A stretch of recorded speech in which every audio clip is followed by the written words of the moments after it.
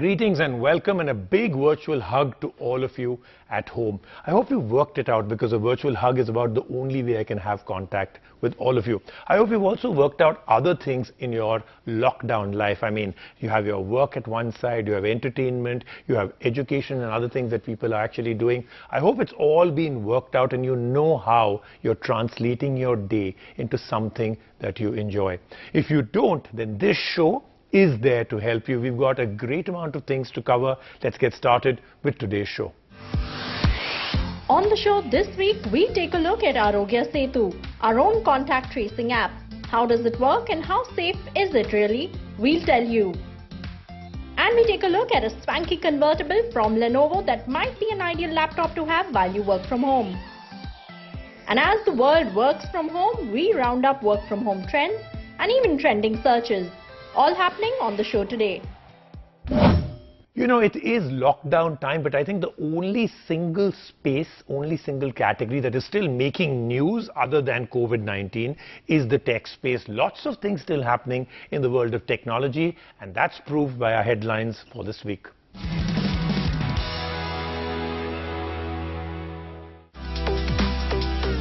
What has been declared as the pandemic social network, Zoom has found itself at the eye of a privacy storm.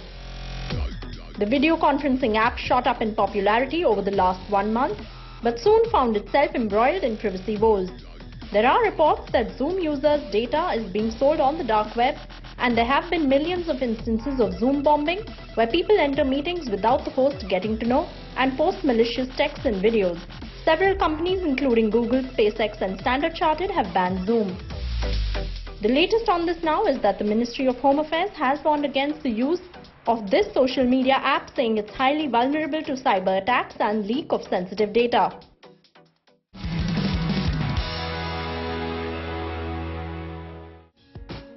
Apple launched their new affordable iPhone this week.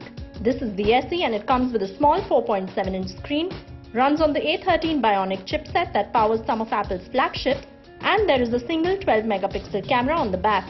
The SE goes with a fingerprint scanner on the home button. This phone is priced at 42,500 rupees in India, and Apple's Magic Keyboard will also make its way to India soon. The keyboard was announced this year with the new iPad Pro. Apple claims a fluid navigation with this keyboard and it might come ahead of schedule to India. This is priced at 27,900 rupees. All right, let's go on to our first top story. This is a government app, Aarogya Setu. You must have heard about it. The government is really imploring everybody to download it. They want every single Indian citizen to have it because it could be the great savior that the government thinks it is. Now, great technology, it could actually save all of us. It's the big passport. After the lockdown opens, we could all roam around with it. It could tell us that you've actually been in touch with somebody that's infected. A great technology that's being brought in. But there are caveats too. A lot of people saying that this is a serious invasion of privacy and security. So let's take a look at the pros and cons of this app. Following the tracks of countries like Singapore and even China, India recently launched its own contact tracing app, Aarogya Setu. Free to download on iOS and Android devices, it uses a person's Bluetooth and location to inform whether a user has come in contact with an infected person. Here's how the app works. Once you open it, it will ask for access to your location and Bluetooth permission. After this, the user will have to fill out a detailed questionnaire on age, travel history, medical history, and even if experiencing any kind of COVID-19 symptoms. Based on this, it assigns a color code. Green will mean that the person is fit and has not been in contact with anyone infected. If someone is infected and reports it on the app, they will be assigned a red color, and anyone who has been in the vicinity of the infected person will get an alert on their phone through the app. There are 11 languages the app comes in, and it even gives some tips on social distancing and has COVID-19 do's and don'ts. The information is stored on the device and it's all from your mobile. It's deleted in just 30 days and from the server in 45 days and for at-risk people in 60 days. And so we've laid the highest emphasis on privacy, and we are dealing in this with unique device ID and not your mobile number. Your number or your name is never revealed ever. Close to 5 crore people have already downloaded it, and therefore this app, this Aarogya Setu app, is the common bridge to prevent the spread of coronavirus pandemic in India, and the app will really help each one of us to stay informed with latest updates on the fight against COVID-19. It will enable Government of India to plan medical initiatives on a real-time basis. World Bank has also praised Aarogya Setu, saying it's these kind of innovative solutions that could greatly help educate and track contagion across populations at large. The government is actively trying to popularize the app as its efficiency will keep improving with the increase in number of users. In his address to the nation, Prime Minister Modi also urged people to download the app to help curb the spread of COVID-19. Aarogya Setu mobile app जरूर download करें. The efficiency of the app, though, does depend on the transparency of information that people provide on it. Another caveat is privacy. It does track a user's real-time location, data which is locally stored on the smartphone and the cloud. So any app that tracks your location all the time and also tracks who you have been in contact with effectively violates your privacy. But we are living in strange times and uncertain times in emergency situation. So the question is, how much of our privacy are we okay for violating at this point in time so that we can protect the health of everyone? Aarogya Setu, though, is one huge step towards curbing the spread of COVID-19, and we would recommend you download the app, answer all the questions honestly, and even send us your feedback on it. And now let's move on to a laptop, the Lenovo Yoga C640. Now you're thinking, why are we doing a review of a laptop? Well, because we're all working from home, we've suddenly realized how much technology we need at home. I know of people and families where one side a desktop is being used, one side a laptop is being used, 2 iPads are being used, 1 Samsung tablet is being used in another room. Everybody is using more technology than ever before. From 4 to 5-year-olds to 70 to 80-year-olds, everybody is now starting to use devices like never before. Let's find out if Lenovo's Yoga C640 lives up to what could be a great home package. The one gadget most of us working from home need is a great laptop, and today we have got our hands on this swanky convertible from Lenovo. This is the Lenovo Yoga C640, a laptop that doubles up as a tablet owing to the legacy of Lenovo's Yoga series. The screen can go all the way back and snap on to becoming a tablet. But today we are putting the Yoga C640 to test to see if it's flexible in other areas as well, and can it be your workhorse while you work from home. The Yoga C640 exudes style, it's chic with an aluminum top and a nice iron grey color. The hinge is pretty pronounced, but it is needed for the swivel it does when the screen is turned all the way back. The Yoga is super light and portable. It is not too big either. This has a screen size of 13.3 inches.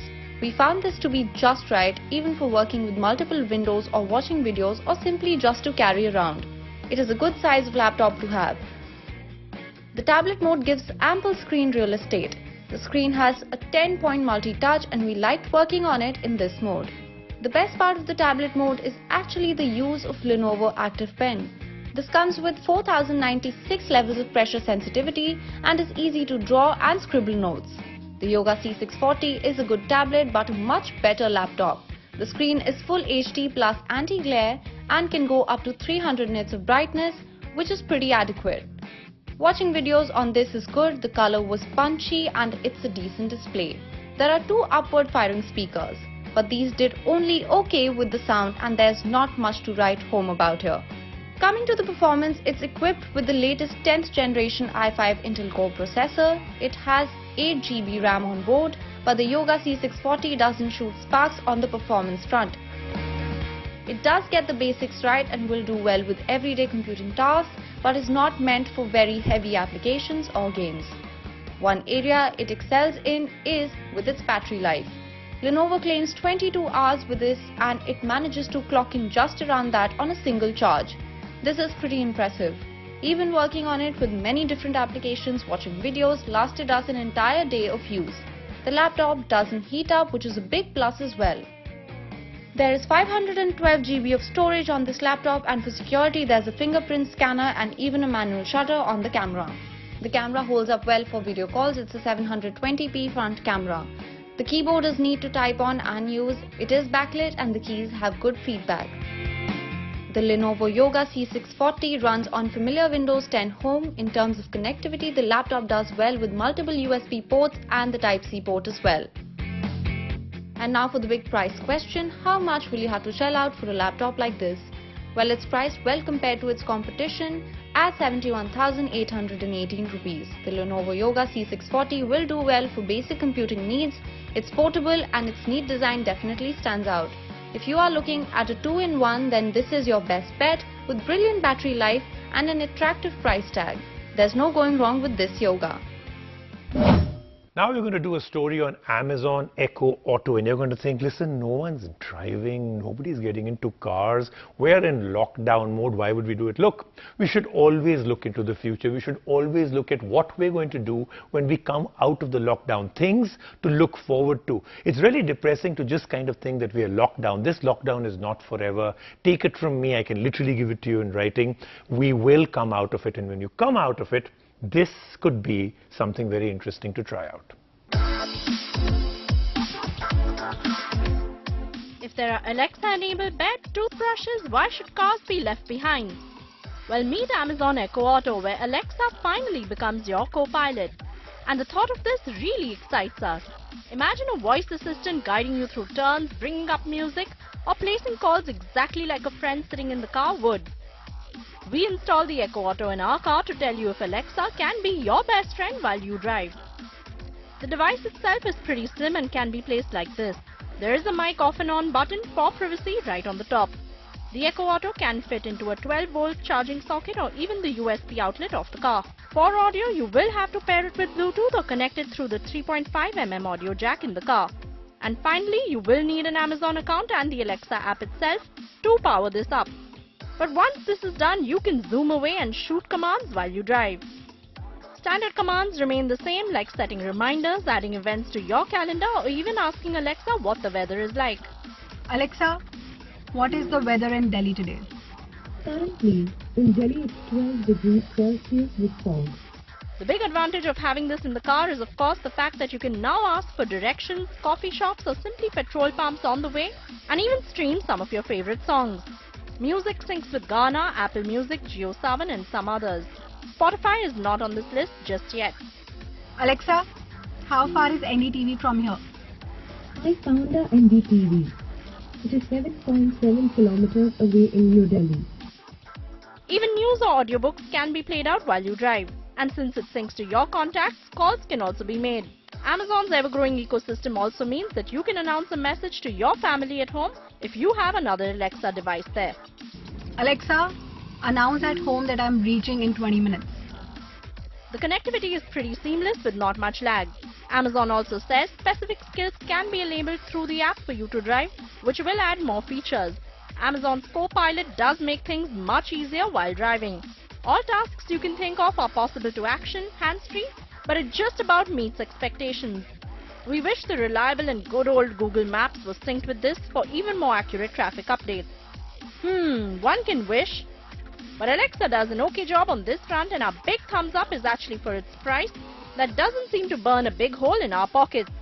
The Echo Auto has been priced at 4,999 rupees in India, but yes, it will use up your mobile data, so you will have to choose a fast and hefty plan for this to work really well.